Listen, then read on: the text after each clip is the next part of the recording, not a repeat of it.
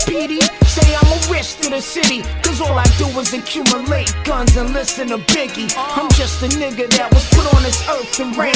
My forecast was sunny, but the clouds came with Snag, knew my name and put a face to it. I was dealt a bad hand and put an ace to it. A little city nigga. What is up, guys? Welcome to another episode of Maximilian Must Know.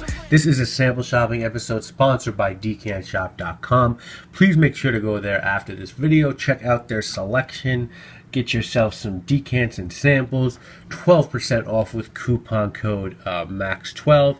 And always remember that if you have bottles just sitting around collecting dust, you don't want to wear them, hit up Adrienne at Decant Shop. She can either give you some money or a trade-in for store credit. So if you're looking to get some new fragrances or update your fragrance wardrobe and you have stuff that you don't like anymore, don't think you just have to throw it away or give it to a friend or whatever. You can hit up Adriana and you guys can discuss making a deal. And as I said, you can either get store credit or some money. But you know, if you get store credit, there are just so many great options: niche, designer, discontinued, hard to find fragrances, just really vintage fragrances, great stuff, rare fragrances, fastest shipping of any decant shop, also the best prices. Again, if I'm lying, let me know. If you can find better prices, I don't think they exist. So DecantShop.com sponsoring this episode, and use coupon code MAX12. Now today we got 4 fragrances. We're going to start the episode off with a Creed fragrance. This one doesn't get a lot of YouTube love. It's called Zeste Mandarine Pamplemousse. Creed recently redid their website, and they offer this one in 2 sizes, 2.5 ounces for $185, which is a pretty good deal. FragranceNet though has the same bottle for $1.25, and a tester of this for $80. So you can always get that 8.4 ounce flacon too if you like that. This much for $445. I haven't seen a 17 ounce flacon of this.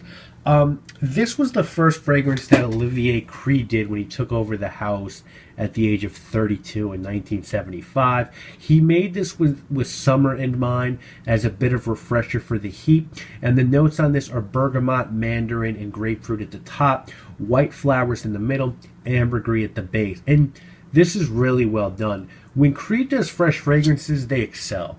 Whether it's Green Irish Tweed, Millésime Imperial, Jardin d'Amalfi, they deliver the goods, and I think that they deliver them here in a major way. To me, this is about white florals, ambergris, and high-quality citrus.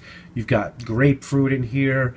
You've got orange, and these are the type of scents that make Creed the house that it is. They just do these so well, and they could probably just keep making scents like this forever.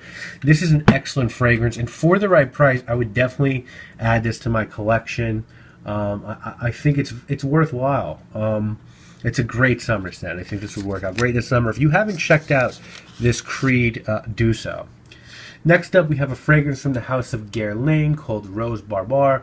This is from their higher end line, the L'Art et Le Maître collection. This one is not cheap. 75 ml goes for $260. It is classified as a unisex scent, and the nose on this is the very highly respected Francis Kurkdjian. Now, we've got aldehydes and rose as the top notes here, spicy grass in the middle, and rose petals in the base. So simple composition. You guys probably already know I'm not a rose fan. The 2 rose scents that I currently enjoy are Rouge Avignon by Phaeton and Portrait of a Lady by Frederic Malle, though I find that to be a bit too feminine for my taste. So let's check this one out. I think this is really well done. You know, Francis Kurkdjian is just such a talent, you know. I think La Malle and For Him by Narciso Rodriguez are such good scents. Haven't really found one from his own house that I love yet, but I think that I will. And I'll tell you the truth, if this was a lesser price and wasn't in Guerlain's higher end line, I would probably buy this because it's so clean, and I love the mix of rose petals and the aldehydes and the grass notes. It's not grandma rose, it's much more light and airy, a spring type of fragrance. This higher end Guerlain line is excellent. Tonka Imperial, Spiritus, Cure Beluga. I'm just so impressed with this. Guerlain just keeps making great fragrances. I don't know if this is going to have great projection. It's got good longevity, and it will never get cloying. It's just a beautiful rose scent. I like it much better than Lyric Man by Amouage. I think this is another favorite rose scent of mine. And again, this is another that I don't know that I'd buy it at retail, but if the right price came along, I'd probably want to add it to my collection. So next up is one that Adriana from Decant Shop told me she thinks is one of the best vetiver values on the market. This is Comme des Garcons Vetiveru. This is from their 4th series, which is called the Cologne series, and these fragrances come in like these big splash bottles. And I guess the idea is to apply pretty liberally. Great price on this fragrance. 125 ml bottles, $52. A 500 ml bottle is $82. So wow. This one was launched in 2002, and the notes are simple: vetiver, bergamot, neroli, and white cedar. And this is just an excellent vetiver scent. If I was starting a niche collection and I wanted to add a vetiver scent, I definitely would buy this. I currently have quite a few vetiver scents: Encre Noir, Vetiver Extraordinaire, Corps de Vetiver Sacre. So I feel like I'm pretty well stocked up on vetiver fragrances, but getting this one is a really tempting proposition. Sort of dirty forest floor vetiver with cedar, which gives it just this light touch of smokiness, not at all overpowering. The price on this is just like, what? Like, really well done by Comme des Garcons. The Cologne series is something I need to look at because I'm really impressed.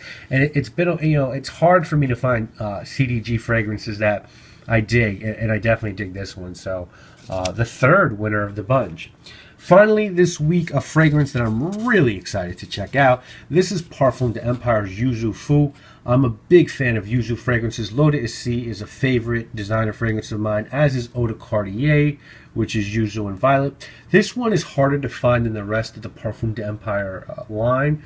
Lucky Scent does not have this one, but a website called the Parfum Shop does have a 50 ml for $80.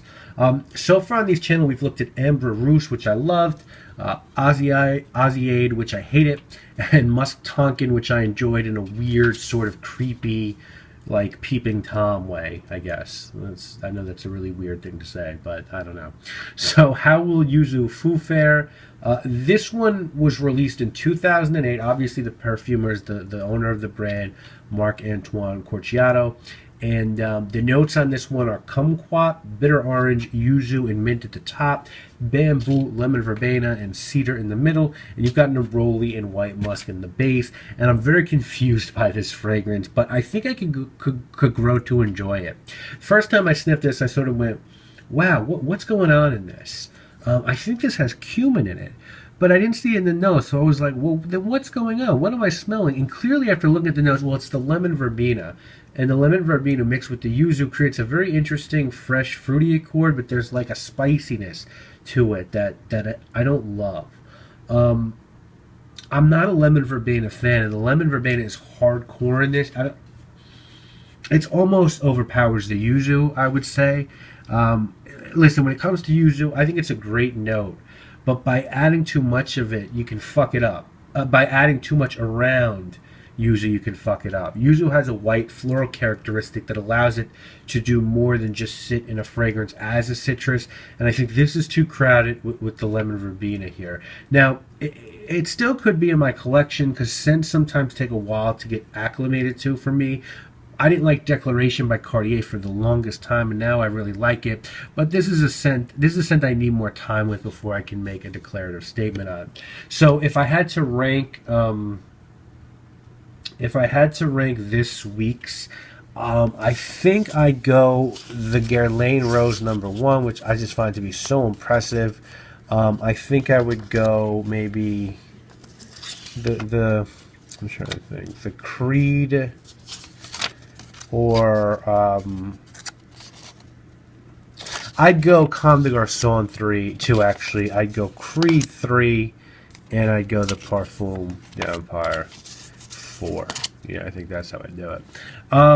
Okay, so one more video for this fragrance haul from Decant Shop. We're going to be looking at 3 scents next week. We're going to be looking at a Creed Vaulted scent, so be excited for that. We're going to be looking at another scent from the House of Lubin, and we're going to be looking at a discontinued L'Occitane fragrance. So 3 very interesting fragrances next week that I think you're going to want to watch. Of course, we will have a video review coming this weekend of a fragrance. I'm not sure which one it is yet because I'm shooting this a little bit in advance, but it'll be a banger. You can bet on that. Visit decantshop.com. Use coupon code MAX12. Stay fresh, stay fly. Make sure you always smell good. And decantshop.com. Coupon code MAX12. I'll see you. Lonely world, that's my girl. I ain't got a pot to piss in. Lonely my own commission. Scraping out my opposition. See, my position is to have these niggas missing. Baptized, they hardly Christian. See, militainment, we salute for them. Shoot for them. Villains in the movies at the theaters, got a roof for them.